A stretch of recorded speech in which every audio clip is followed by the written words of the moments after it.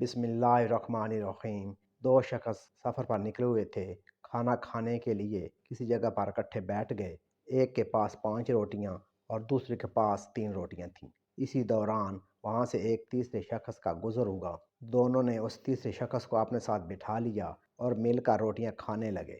खाने के बाद तीसरा शख्स वहां से जाते हुए दोनों को रोटी की कीमत के तौर पर 8 दिरहम दे गया।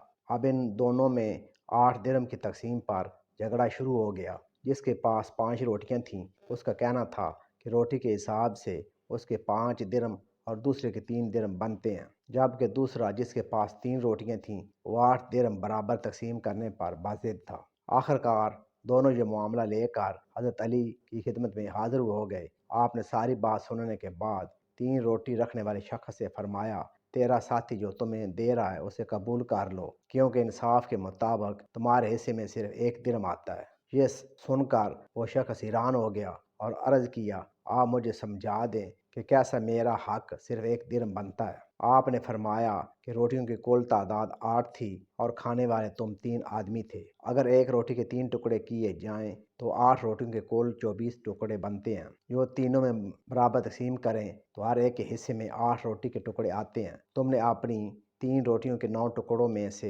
8 टुकड़े खा लिए और बाकी 1 टुकड़ा बचा, जबकि तुम्हारे साथी ने अपनी 5 रोटियों के 15 टुकड़ों में से 8 टुकड़े खाए तो बाकी 7 टुकड़े बचे। इस तरह तीसरे शख्स ने तुम्हारी रोटियों में से 1 टुकड़ा खाया और तुम्हारे साथी की रोटियों में से 7 टुकड़े खाए। लिहाजा इंसाफ के मुताबिक तुम्हारा 1 दिरहम और तुम्हारे साथी के 7 दिरहम बनते हैं। इस मुनफाना तकसीम पर दोनों मुतफिक हो गए और 5 रोटी वाले ने 7 दिरहम और 3 रोटी वाले ने 1 दिरहम ले लिया।